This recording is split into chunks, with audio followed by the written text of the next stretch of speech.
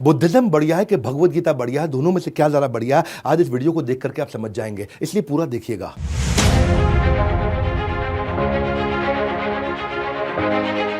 कुछ सवालों को ध्यान से सुनिएगा।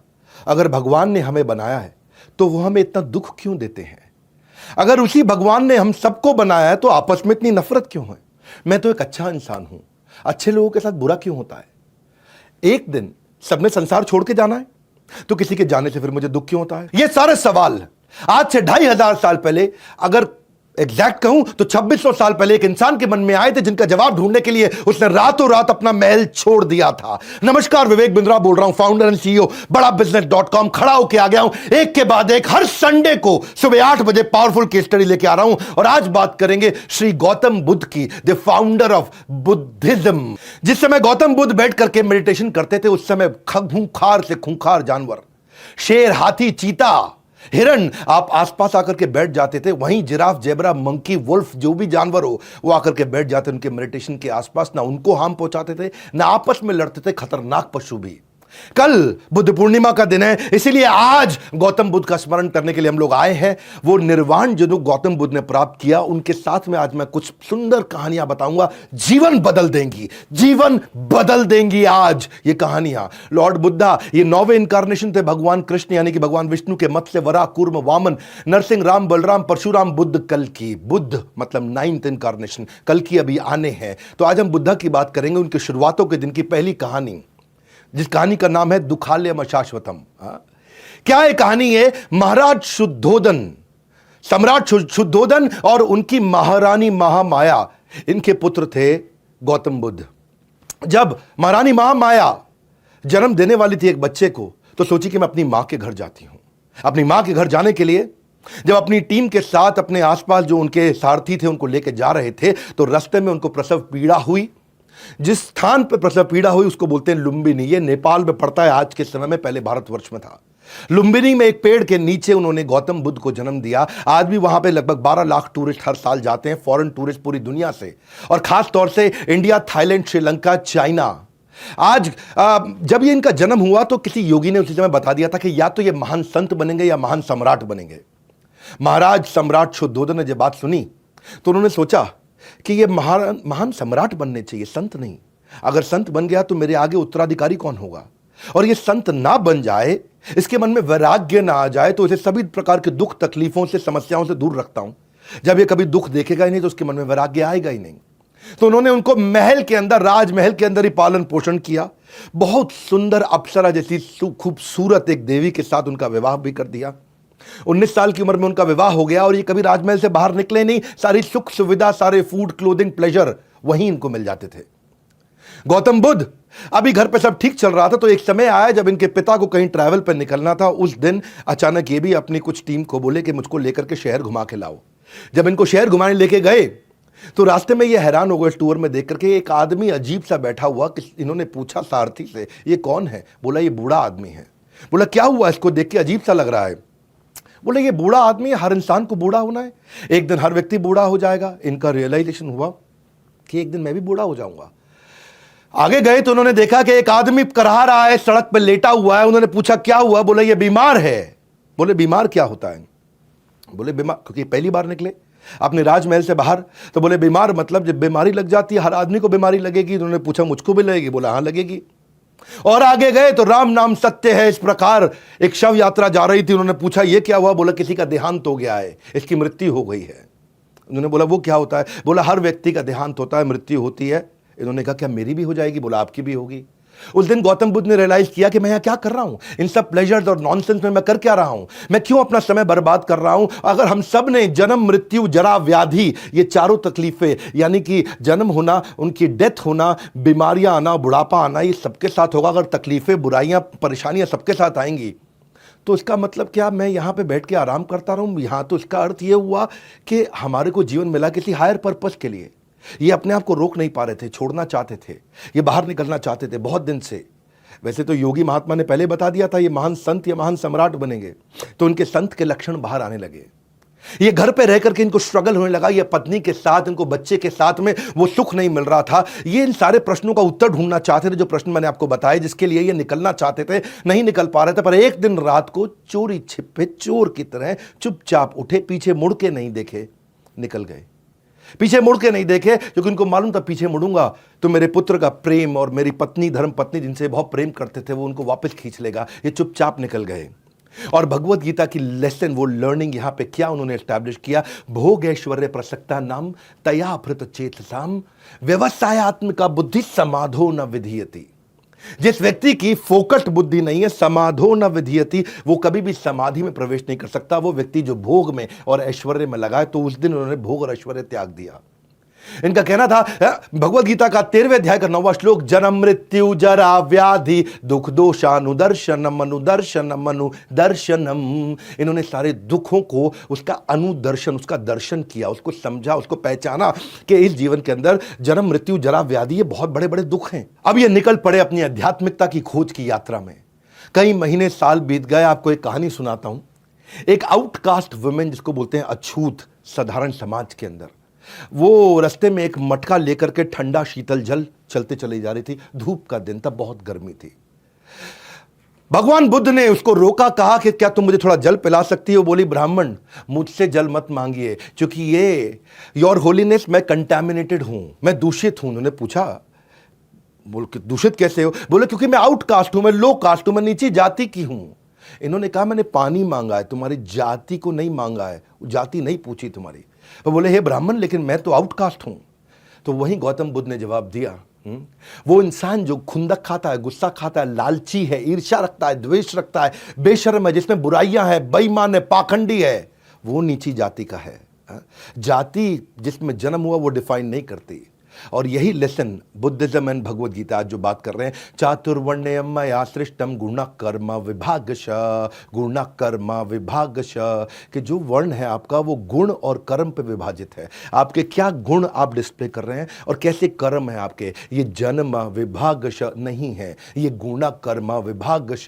तो गौतम बुद्ध ने क्या कहा, मनुष्य जन्म से नहीं बल्कि कर्म से शूद्र या ब्राह्मण होता है। कोई भी मनुष्य अपने कर्मों से महान बनता है, अपने जन्म से महान नहीं बनता है। दोबारा याद दिलाया तो सारे के सारे धर्मों में इतना कुछ सीखने के लिए है। और बुद्धिज्म और भगवत गीता दोनों न केवल पैरेलल हैं बल्कि सीक्वेंशियल भी हैं और पैरेलल भी है, इंटरवोवन है। दोनों में एक जैसी सुंदर से सुंदर शिक्षाएं हैं। इसलिए मैं दोनों का सामंजस्य आपको इस वीडियो में पूरा बताऊंगा। तीसरी कहानी, ये एक देवी जी के घर पे कुछ भोजन करने गए, उनसे भिक्षा ग्रहण करने गए। वो उनकी शिष्या थी। और जब वहां पे कुछ नौकरानी आकर के कुछ खाना परोस रही थी, भोजन परोस रही थी, तो एक नौकरानी से बड़ा बर्तन भोजन का नीचे गिर गया। भोजन फैल भी गया, नीचे गिर गया। और उसने मालकिन की तरफ देखा, मालकिन मुस्कुराई, बोली कोई बात नहीं, दूसरा बर्तन ले आओ। तो ये परेशान हो गई, बोली मेरी मालकिन ने मुझे कुछ डांटा नहीं, मुझ पे चिल्लाया नहीं, शोर नहीं किया। हाँ, पिछले मालिक ने तो मेरा बुरा हाल कर दिया था, ये कैसी मालकिन है, इसके अंदर इतना प्रेम, इतनी करुणा कैसे, इतनी जल्दी माफ कर दिया। तो गौतम बुद्ध जब चले गए तब उन्होंने अपनी मालकिन से पूछा कि आपको गुस्सा क्यों नहीं आया मेरे ऊपर? तो मालकिन प्रेम से मुस्कुरा के बोली, अपने ब्लाउज से एक साइड से एक कागज निकाला और चिट्ठी दिखाई। बोला कि आज सुबह सुबह मुझे संदेशा आया है कि मेरे पति और मेरे 8 पुत्रों का देहांत हो गया, किसी ने उनकी हत्या कर दी। बोला जब मैं उससे दुखी नहीं हुई और तब भी अनअफेक्टेड मुस्कुराहट के साथ भगवान की सेवा कर रही हूं, तो आपका बर्तन गिरना तो बहुत छोटी सी बात है। वो नौकरानी हैरान हो गई, बोले इतना बड़ा हादसा, आप हैरान नहीं हुए? वो बोली क्योंकि मैं भगवान बुद्ध की शिष्या हूं, मैं उनकी डिसाइपल हूं। और वही एस्टैब्लिश उन्होंने किया, वही एस्टैब्लिश उन्होंने किया जो 6 अध्याय के 19वें श्लोक में कृष्ण ने सिखाया, यदा दीपो निवातस्थो नाहिंगते सोपमा स्मृता योगिनो यत चित्तस्य युञ्जते योगमात्मना। जैसे दीपक, जैसे दिया एक विंडलेस मतलब जहाँ हवा नहीं है, निवात, जहाँ वात यानी वायु नहीं है, वहाँ आराम से टिक के जलता रहता है। वो दिया ऐसा हिलता नहीं है, वेवर नहीं करता, हाँ, आराम से जलता रहता है। उसी प्रकार योगी का भी चित्त इसी प्रकार स्टेबल रहता है। जिसने, गौतम बुद्ध कहते हैं कि जिसने अपने मन को वश में कर लिया, उसकी जीत को देवता भी हार में नहीं बदल सकते हैं, जिसने अपने मन को वश में कर लिया। ग्रेट लेसन्स, भगवान बुद्ध ने जो लेसन्स दिए हैं वो इतने पावरफुल है। अगर आदमी इस वीडियो को देख करके इसमें कुछ भी अपने जीवन में उतारे ना, इतने शक्तिशाली, इतने ताकतवर हो जाओगे ना, आपको कोई हरा नहीं पाएगा। हाँ, ये वीडियो दे रहा हूं मैं आपको, हर संडे को पावरफुल वीडियोस देता हूं ला करके सुबह 8 बजे, वापस खड़ा होकर के पूरी एनर्जी के साथ। आपने केस स्टडीज मांगी थी, लेते जाइए एक के बाद एक। चौथी कहानी, पावरफुल माइंड कंट्रोल। ये कहानी किसकी? यह हाथी की कहानी। एक हाथी जो राजा का सबसे शक्तिशाली, पावरफुल, ओबीडियंट, सेंसिबल और स्किलफुल हाथी था, लड़ने में, युद्ध कौशल में पारंगत हाथी, हर युद्ध को जिता के लाता था अपने महाराज, अपने सम्राट को। वो हाथी एक दिन एक दलदल में फंस गया, और दलदल में फंस गया। उसका मिट्टी के अंदर, चिकनी मिट्टी के अंदर उसका पांव उतना अंदर चला गया, बाहर नहीं आ पा रहा। सबने बड़ा जोर लगाया, बहुत मेहनत की, बहुत प्रयास किया, लेकिन हाथी बाहर नहीं आ सका। पानी पीने गया था और फंस गया अंदर। जब सबने सारा जोर लगा लिया तो उसके बाद उन्होंने गौतम बुद्ध को बुलाया, बोला भगवान बुद्ध आप मदद करिए। भगवान बुद्ध ने आसपास देखा और एक बोला छोटा सा काम करो, सब लोग जाओ और युद्ध के नगाड़ों को लेकर के आओ, और युद्ध के नगाड़े ढा ढा ढा ढा ढा ढा ढा ढा ढा ढा जोर से बजाओ। और युद्ध के नगाड़े बहुत तेज बजाए जाने लगे। लोग हैरान थे, यार ये क्या आंसर हुआ, लेकिन बोले जो मैं कह रहा हूं वो करिए। युद्ध के नगाड़े जब तेजी से बजाए तो हाथी अचानक हिला, बहुत तेज उसने गर्दन हिलाई और शोर मचाया, सूंड ऊपर उठाई, एक पांव निकाला, दूसरा पांव निकाला, हाथी बाहर निकल आया। तो लोग हैरान हो गए, बोले ये हाथी जिसको निकालने के लिए सबने जोर लगा दिया, युद्ध के नगाड़े सुनते ही बाहर आ गया। तो गौतम बुद्ध से पूछा ये कैसे हुआ? भगवान बुद्ध ने कहा इसकी फिजिकल एबिलिटी में कमी नहीं थी, इसको बस थोड़ा सा कॉन्फिडेंस और मोटिवेशन चाहिए था। वो युद्ध का कॉन्फिडेंस, मोटिवेशन, वो ढोल नगाड़े सुनते ही इसके अंदर वो ताकत वापस आ गई। अगर आपको भी कोई धक्का लगाने वाला, आपको भी कोई मोटिवेट करने वाला, आपको भी ऐसा कम्युनिटी, ऐसे लोग आजू बाजू मिल जाए जो आपको मोटिवेट और कॉन्फिडेंस देकर के बढ़ा सकें, तो आप में भी फिजिकल कमी नहीं है।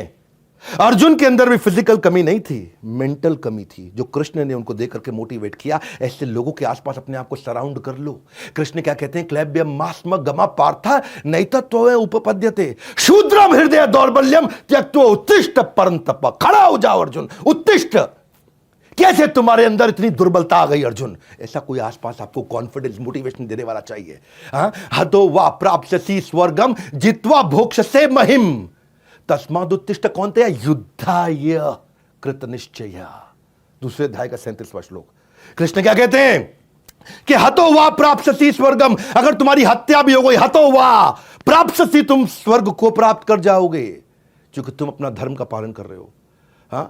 जित्वा भोक्त्वा भोक्ष्यसे महिम, और अगर जीत गए, जित्वा तुम जीत गए, तो तुम भोक्ष्य से भोगोगे इस पूरी पृथ्वी को, इस पृथ्वी को तुम स्वर्ग बना करके भोगोगे। इसलिए तस्माद उत्तिष्ठ, कौन थे? खड़े हो जाओ कुंती पुत्र अर्जुन, युद्धाय कृत निश्चय, निश्चित रूप से खड़े होकर युद्ध करो।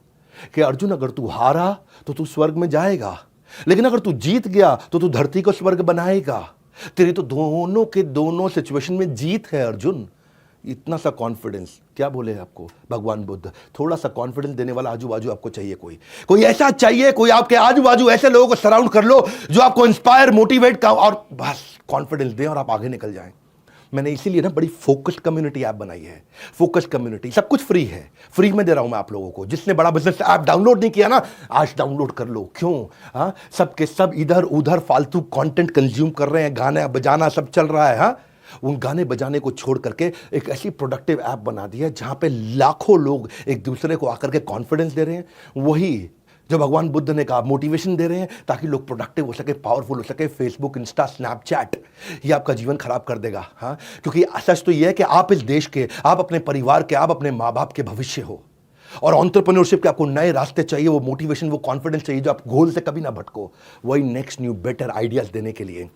कौन मना कर रहा है रील्स देखने को? देखो रील्स, लेकिन कहां देखो? वो रील्स देखो जो आपको कॉन्फिडेंस और मोटिवेशन देते हो।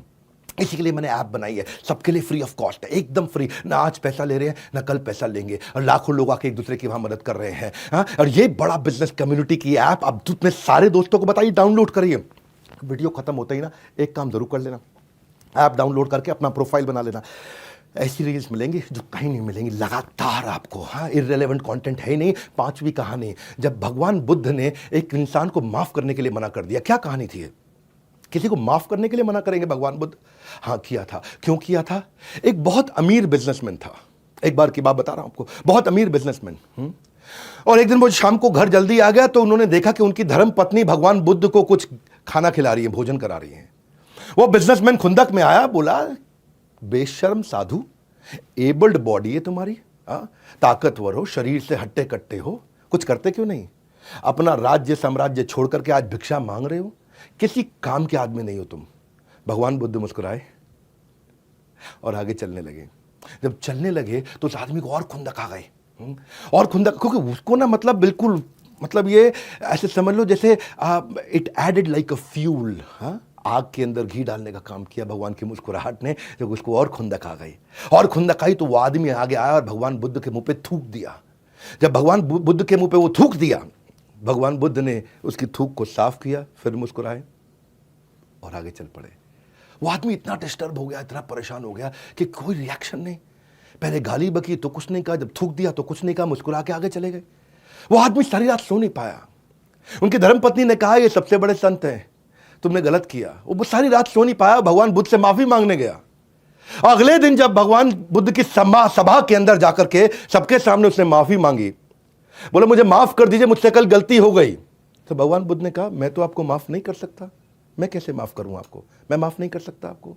बोले आप माफ नहीं कर सकते, मुझे माफी दीजिए, प्लीज मुझे माफी दीजिए, मैंने गलत किया। बोले मैं कैसे माफ करूं, मैं आपको माफ नहीं कर सकता, आई कांट फॉरगिव यू, मैं आपको माफ नहीं कर सकता। आसपास के लोग हैरान, बोले भगवान बुद्ध तो इतने क्षमाशील हैं, ये क्यों माफ नहीं कर रहे। तो भगवान उनसे दोबारा जब पूछा तो भगवान बुद्ध ने कहा कि तुम किस बात की माफी मांग रहे हो। बोला कल मैंने आप पे थूक दिया। भगवान ने कहा वो कल था और मैं कल को याद नहीं करता, मेरे लिए हर दिन एक नया दिन है, और आज मेरे लिए नया दिन है, इसलिए मुझे कल याद ही नहीं। अब जब मुझे याद ही नहीं आपने कोई गलती करी, तो फिर मैं माफ़ कैसे कर सकता हूँ। माफ़ तो मैं तब करूँगा जब मुझे पता लगे कि आपने कोई गलती करी है। Since I don't remember what you did, how can I forgive you. Every morning we are born again. ये भगवान बुद्ध ने भगवद गीता के एक और प्रिंसिपल को बड़े अच्छी से एस्टैब्लिश किया। क्या कहते हैं, समझदार व्यक्ति वही कहलाता है जो धीरज रखने वाला हो, ना कि क्रोध करने वाला हो। देहिनो अस्मिन् यथा देहे कौमारम यौवनम जरा तथा देहांतरा प्राप्ते धीरस् तत्र न मुह्यति। जो धीर व्यक्ति है वो कल जो शरीर बदल गया, परसों जो शरीर बदल गया, कौमारम यौवनम जरा, बचपन जवानी बुढ़ापा शरीर बदलता है, रोज बदलता है, और कल की बात को वो बदल करके खत्म कर देता है। धीरस् तत्र न मुह्यति, धीर व्यक्ति मोहित नहीं होता है। हर दिन नया होता है और उससे कोई फर्क नहीं पड़ता कि कल क्या हुआ, हर दिन हम नई शुरुआत कर सकते हैं। यह भगवान बुद्ध का वचन है। क्रोध को पाले रखना एक गर्म कोयले को किसी और के ऊपर फेंकने की नियत से पकड़ने के समान है कि मैं किसी और के ऊपर कोयला फेंकने वाला हूं, गरम गरम कोयला किसी और के ऊपर फेंकूंगा। जब इस नियत से मैं उसको पकड़ता हूं तो पहला हार्म मुझे होता है, पहला मेरा हाथ जलता है, बाद में कि कोई और जले या ना जले ये पक्का नहीं है, लेकिन मैं जरूर जल जाऊंगा। छठी कहानी, सर्च फॉर हैप्पीनेस। भगवान बुद्ध के पास एक अश्वेत रंग की, साधारण भाषा में बोलते हैं थोड़े सांवले काले से रंग की एक लड़की आई। बोले मैं बहुत दुखी हूं क्योंकि मैं इतनी बदसूरत हूं, मैं बहुत दुखी हूं, मैं क्या करूं, मैं कैसे आनंद को प्राप्त करूं, कैसे मैं खुश हो जाऊं, मुझे खुश होने का उपाय दीजिए। इतनी अगलीनेस, इतना गंदा मेरा चेहरा है, मैं काली हूं, भद्दी लगती हूं, इसलिए मैं दुखी हूं, मेरे दुख को समाप्त करिए, मेरे को मुझे कोई रास्ता दिखाइए। भगवान बुद्ध मुस्कुराए, बोले मैं रास्ता दिखाना चाहूंगा, पर मेरा एक काम करिए, जाइए किसी ऐसे आदमी को पकड़ के मेरे पास ले आइए जिसके जीवन में कोई दुख ना हो और बहुत खुश हो। बोले बहुत आसान है।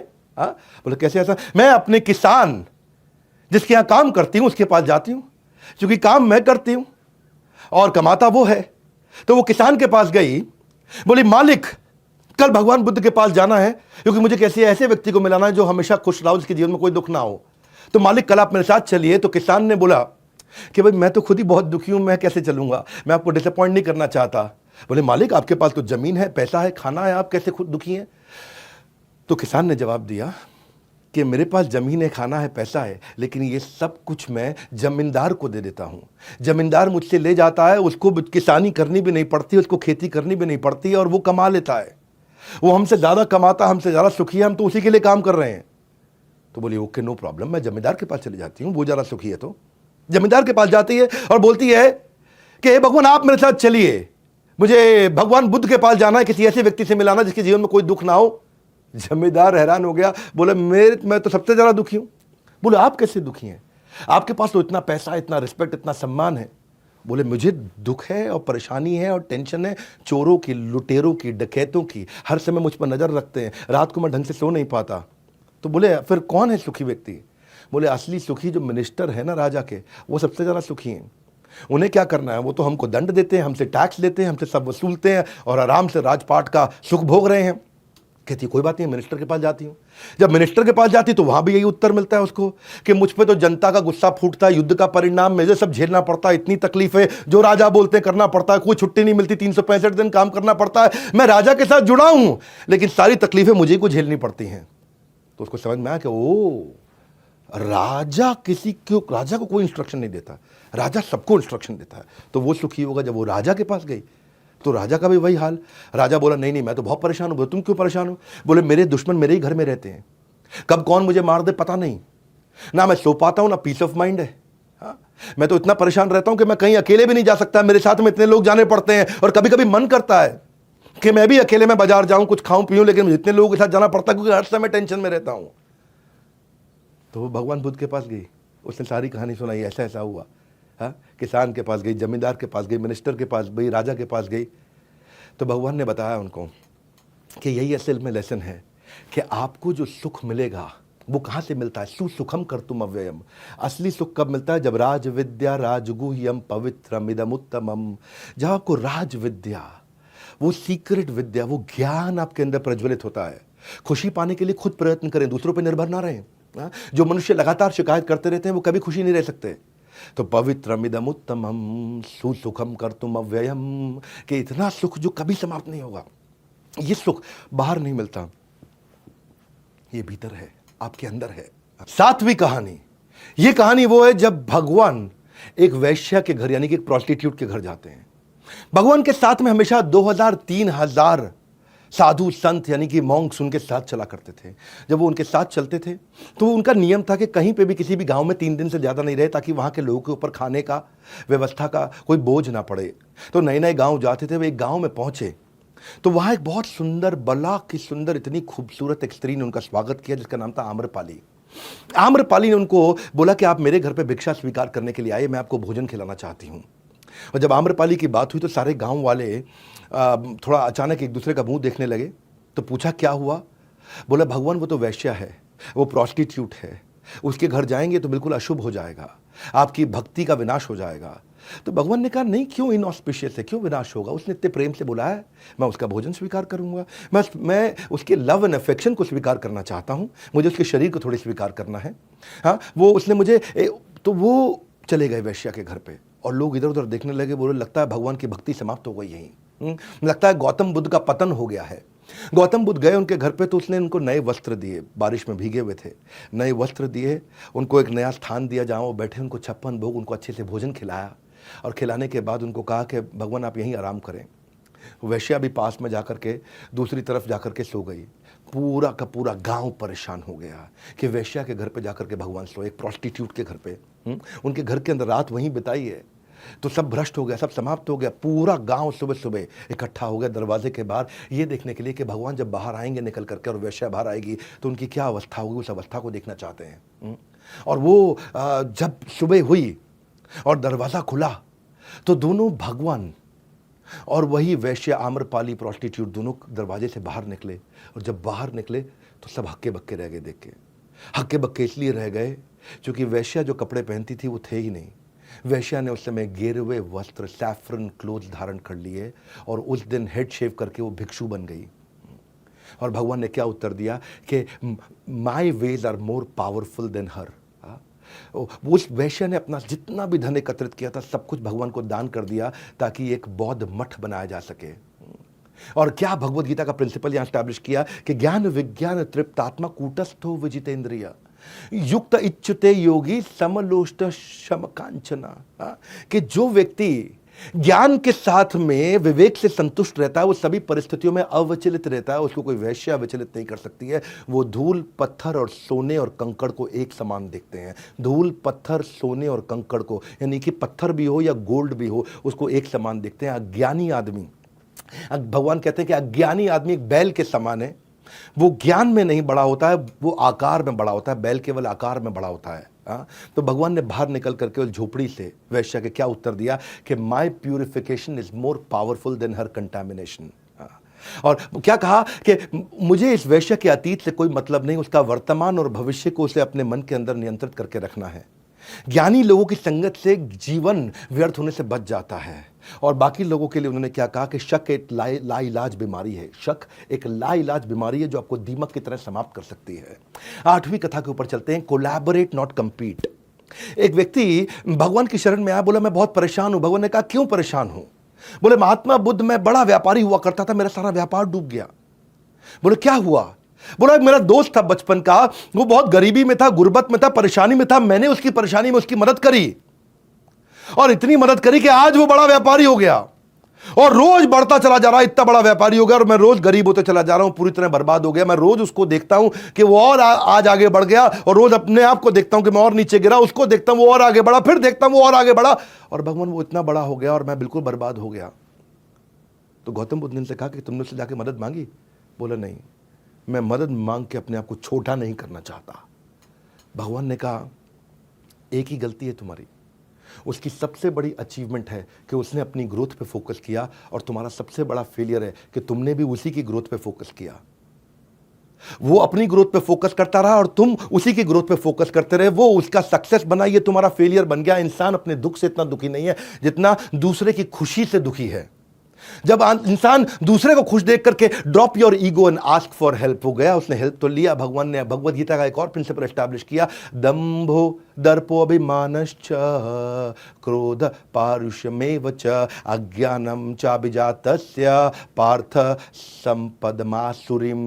कि आसुरी मतलब राक्षस के कुछ गुण होते हैं, वो क्या है? पाखंड, दंभ, अभिमान, क्रोध, ईर्ष्या, द्वेष, दूसरे के साथ में द्वेष रखना, ये एक आसुरी गुण है और तुम एक असुर हो और असुर कभी प्रगति नहीं कर सकता है। ईर्ष्या, ईर्ष्या से नहीं, ईर्ष्या प्रेम से खत्म होती है और यही शाश्वत सत्य है। हम उसी वक्त असफल हो जाते हैं जैसे ही हम अपनों को छोड़ करके दूसरों पे ध्यान देने लगते हैं। और भगवान बुद्ध ने जैसे इसको समझाया, उसको ये बात समझ में आई। 9वीं कहानी, हाँ 9वीं कहानी क्या है? ये एक स्कोरबोर्ड की कहानी है, जरा ध्यान से समझना। एक राजसी रसोइया हुआ करता था, राजसी शेफ, जिनको महाराज शेफ, रसोइया कुछ भी कह सकते हैं हम। वो रोता हुआ भगवान बुद्ध के पास गया, बोला भगवान बुद्ध मैं इतना काम करता हूं, इतना कटिंग, चॉपिंग, कुकिंग, इतनी मेहनत करता हूं, इतना इनोवेटिव डिशेस बनाता हूं, लेकिन हमेशा अननोटिस चला जाता है। कोई मुझे नोटिस नहीं करता, कोई मेरे किए हुए काम पे ध्यान नहीं देता, मुझे उसका कभी कोई क्रेडिट नहीं मिलता। तो भगवान बुद्ध उसको देख के मुस्कुराए और बोले एक बात बताओ कि इस पूरे के पूरे राजमहल का जो सबसे बड़ा द्वार है, मेन द्वार, वो कितना दूर है? वहां तक पहुंचने में कितना देर लगता है? रसोइये ने कहा कि भगवान वहां पहुंचने में 2 घंटा लगता है, अगर मैं वहां होकर के आऊं, वापस आऊं तो 2 घंटा लग जाएगा। भगवान ने कहा कोई बात नहीं, जाओ पर जल्दी से जल्दी लौट के आना, बस उस दरवाजे को छू के आना। वो रसोइया भागा भगवान के आदेश पे और वापस आया, 1 ही घंटे में वापस आ गया। तो सारे देख के हैरान, बोला था दरवाजे को छू के आना, 2 घंटे का काम 1 घंटे में लौट के आ गया, झूठा आदमी। लेकिन उसने कहा नहीं भगवान, मैं दरवाजे को छू के आया। बोले कैसे छुआ? बोले मैं भागते हुए गया था और भागते हुए आया। भगवान ने कहा कि इन सब मानेंगे तभी जब तुम एक बार और करोगे। वो एक बार और गया, भागा और वापस छू के 1 घंटे में आ गया। लोग अभी भी नहीं माने, ये गया ही नहीं होगा, छुआ ही नहीं होगा। तो भगवान ने कहा फिर क्या किया जाए? उसने कहा कि भगवान एक काम करते हैं, अपने ही किसी एक शिष्य को बोलो कि वो उस द्वार पर खड़ा हो जाए, वो वहां जाकर के चेक करे कि मैंने उस द्वार को छुआ कि नहीं छुआ। भगवान ने कहा हाँ, मुस्कुराए, बोले ठीक है। वो जाके द्वार पर खड़ा हुआ, इस बार वो भागते हुए गया और फिर द्वार को छुआ और फिर लौट के 1 घंटे में आ गया और सबने कंफर्म भी कर दिया कि हाँ ये तो द्वार तक आया था और 1 ही घंटे में लौट के आ गया। तो शिष्यों ने पूछा भगवान ये सारा क्यों किया आपने? बोला बस मैं यही बताना चाहता था कि जब काम कर रहे हो ना, तो ऐसे काम करो कि आइसोलेशन में ना हो, कंट्रीब्यूशन में हो और कोलैबोरेशन में हो, ताकि लोग आपको देख करके रिकॉग्निशन दे सकें। बोला क्या अर्थ हुआ? बोला काम ऐसे मत करो कि किसी को दिखाई ना पड़े, काम ऐसे करो कि जैसे वहां पे आप दरवाजे को छू करके आए और किसी ने देख लिया, ताकि तुम्हारे को उसका रिकॉग्निशन मिल सके। इसको बोलते हैं रिपोर्टिंग द स्टेक होल्डर्स। एक विजिबल स्कोर बोर्ड, आज की मैनेजमेंट की पढ़ाई में इसको कहते हैं visibility and accountability. Visible score board business में भी, काम के अंदर भी, ऑफिस के अंदर भी ऐसा ही करना चाहिए। और भगवत गीता के एक और प्रिंसिपल को एस्टैब्लिश किया, जहां भगवान कृष्ण ने अपना विराट रूप दिखाया, अर्जुन को भी दिखाना पड़ा, तो अपने काम को दिखाना पड़ता है। हाँ क्या बोले संजय 11वें अध्याय के 9वें श्लोक में? बोले एवं उक्त्वा ततो राजन महायोगेश्वर हरि दृश्यम आशा पार्थस्य, पार्थ को अपना पूरा दृश्य दिखाया, परमम रूपम ऐश्वर्यम, अपना परम रूप ऐश्वर्य भगवान ने दिखाया। तो भगवान बुद्ध ने बोला कि कभी कभी अपना ऐश्वर्य दिखाना पड़ता है। और भगवत गीता में अगर कृष्ण ने अपना ऐश्वर्य दिखाया तो तुम तो रसोइये हो, तुमको क्यों जरूरत नहीं पड़ेगी अपना ऐश्वर्य दिखाने के लिए। इतने सुंदर लेसन्स। मैंने ये देखा कि बुद्धिज्म और भगवत गीता दोनों पढ़ाई एकदम सेम है, दोनों की शिक्षाएं एकदम सेम है। मैं आज आपको 10वीं कहानी सुनाने जा रहा हूं और ये 10वीं कहानी क्या है, when you reject a parcel it comes back to you. क्या अर्थ हुआ, एक बार भगवान बुद्ध एक किसी गांव से निकल रहे थे तो वहां पे एक बहुत बदतमीज इंसान आकर के भगवान बुद्ध के सामने जोर जोर से उनको गालियां देने लगा कि तू स्टूपिड है और तुम एक फेक साधु हो, एक झूठे साधु हो।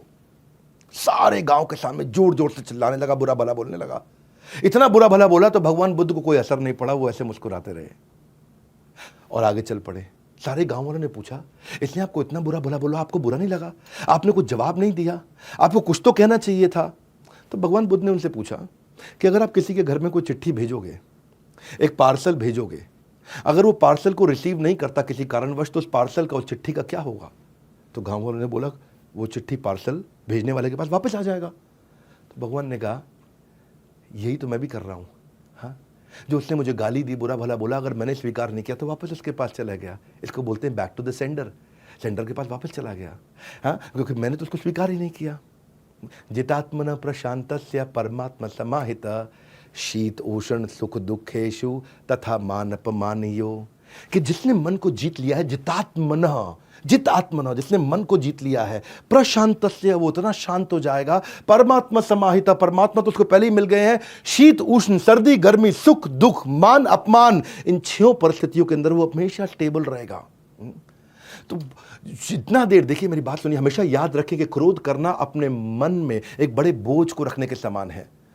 तो भगवान बुद्ध क्या कहते हैं कि तुम अपने क्रोध के लिए दंड नहीं पाओगे, तुम अपने क्रोध के द्वारा ही दंड पाओगे। क्योंकि शब्दों के भीतर नष्ट करने की और स्वस्थ करने की दोनों बहुत बड़ी शक्तियां होती हैं। और वही सारी लेसन्स जैसे जैसे मैं भगवत गीता में पढ़ता गया, तो आज मैं आपको बताना चाहता था कि कैसे सारे शास्त्रों में, सारे धर्मों में कितनी सुंदर शिक्षाएं हैं। आप किसी भी धर्म और शास्त्र को पढ़ते हो, उसको जीवन में अप्लाई करें और आपकी प्रगति होगी। 11वां अध्याय आज का, फाइंडिंग द इनर पीस। एक यंग बालक भगवान बुद्ध के पास आया, बोला अगर मैं बहुत मेहनत करूं तो मुझे क्या इनर पीस और दुखों से मुक्ति मिल सकती है? यानी कि आंतरिक शांति और दुखों से मुक्ति मैं ये चाहता हूं, मैं इसके लिए बहुत मेहनत करूंगा। भगवान बुद्ध ने कहा तुम्हें 10 साल लगेंगे। लेकिन उससे भी ज्यादा मेहनत करूंगा तो 20 साल लगेंगे।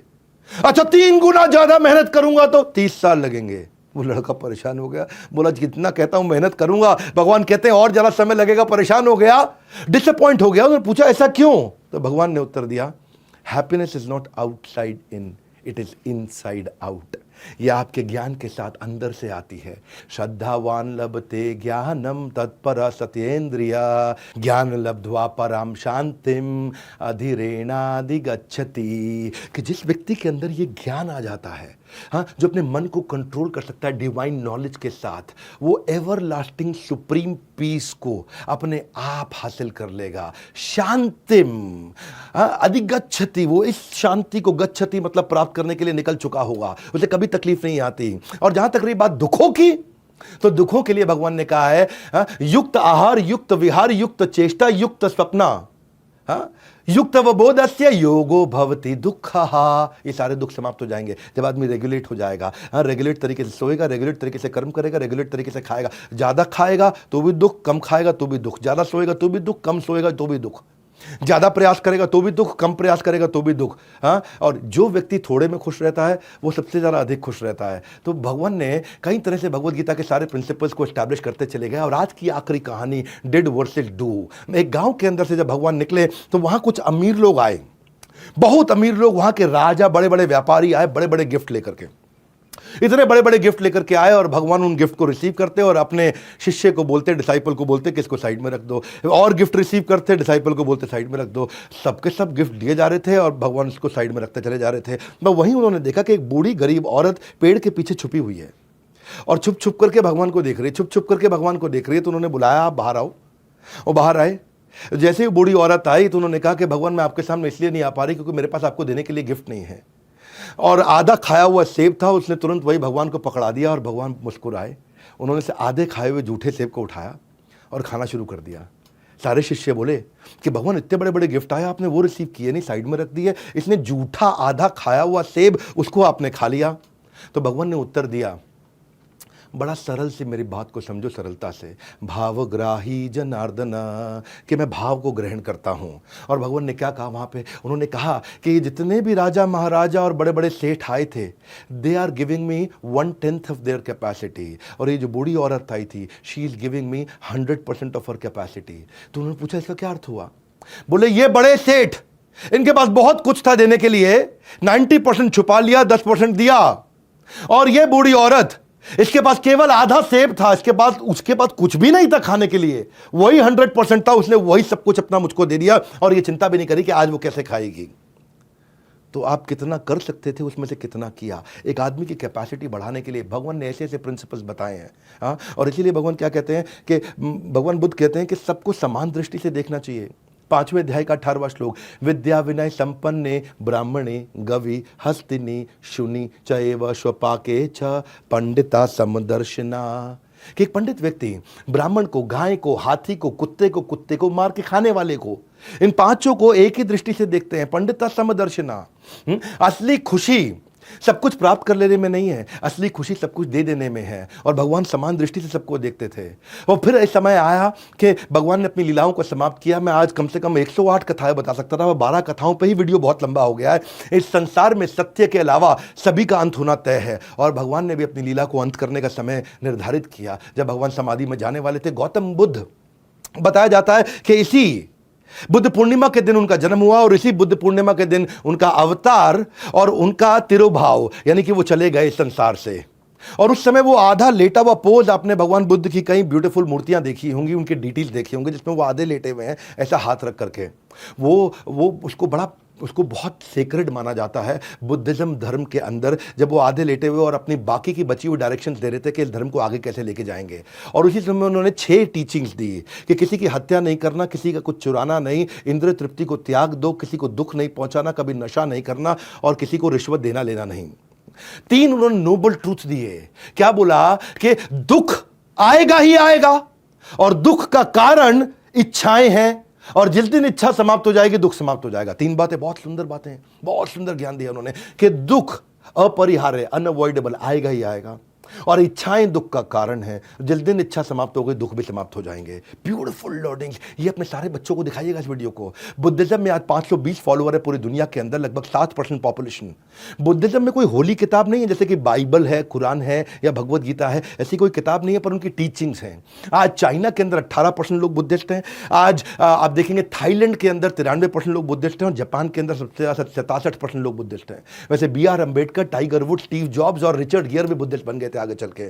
बहरहाल ये बुद्धिज्म की कहानी। और अब क्योंकि इस समय बुद्ध पूर्णिमा आई है, इसलिए हमने भगवान बुद्ध को याद किया और उनके लेसन्स। आज किसी भी बच्चे के अंदर, किसी भी बड़े के अंदर अगर ये लेसन्स में से कुछ भी आ गया तो जीवन में क्रांति आ सकती है। इसको धैर्य के साथ सुनने वाला वीडियो था। मैं कहूंगा कि इस वीडियो को आप पूरे देश को सुनाइए, क्योंकि संस्कार बदलना चाहता हूं मैं यहाँ पे, और संस्कार के साथ व्यापार भी बदलना चाहता हूं। इसीलिए मैंने लास्ट में जाते वक्त 1 मिनट आपको बता दूं, बिजनेस के ब्रह्मास्त्र के बारे में अगर आपको नहीं पता, मैं fast track MBA crash course लेके आया हूं। Fast track MBA crash course, उसमें 300 से ज्यादा स्ट्रैटेजी दे रहा हूं आपको मैं। आज लोगों के जीवन में बहुत सारी तकलीफें हैं। कस्टमर आ रहा है, रुकता नहीं है, नेगोशिएट कैसे करूं, कस्टमर की सर्विस कैसे करूं, मैन पावर कैसे हायर करूं, पैसा नहीं है, बिजनेस को कैसे बड़ा करूं, नई लीड कैसे लेकर के आऊं, मार्केटिंग कैसे करूं, सोशल मीडिया कैसे इस्तेमाल करूं, फाइनेंस की समस्या, सेल्स की समस्या, कस्टमर की समस्या, रिक्रूटमेंट की समस्या, पीपल डेवलपमेंट की समस्या, सारी समस्याओं का समाधान फास्ट ट्रैक MBA 2999 रुपए में दे रहा हूं। हाँ, मैं ये 29 करोड़ 29 लाख 29 हजार नहीं मांग रहा हूं आपसे, 2999 रुपए मांग रहा हूं। हाँ, लो price guarantee, free service guarantee, replacement guarantee और सबसे बड़ी बात मनी बैक गारंटी। पसंद नहीं आए ना, 48 घंटे में पैसा वापस। हाँ, पड़े हो किस चक्कर में, कोई नहीं है टक्कर में। इस देश को बदलने के लिए ना मैं इस समय खड़ा हो चुका हूं और क्रांति के साथ हर संडे को पावरफुल वीडियो लेकर के आ रहा हूं। इन वीडियोस को देखिए, सब तक पहुंचाइए और ये 2999 रुपए का रिस्क अपने लिए ले लीजिए। नहीं पसंद आएगा तो पैसा वापस, आपका कोई रिस्क ही नहीं है भैया। आपको 100% मनी बैक गारंटी दे रहा हूं, रिस्क फ्री कर दिया कंप्लीटली आपके लिए। ये 9810544443 ये वो नंबर है जो कभी भूलना नहीं। और बड़ा बिजनेस की ऐप आपने डाउनलोड कर ली होगी, कंप्लीटली फ्री है सबके लिए। हमारे साथ जुड़े रहने के लिए, ऐसे पावरफुल वीडियोस को देखने के लिए, नीचे बताने के लिए कि अगला वीडियो किसका लाया जाए, इस वीडियो को सब तक पहुंचाने के लिए, वर्ल्ड के नंबर 1 एंटरप्रेन्योरियल यूट्यूब चैनल पर आने के लिए आप सबका हृदय की गहराई से मुस्कुराहट के साथ प्रेम पूर्वक बहुत बहुत धन्यवाद।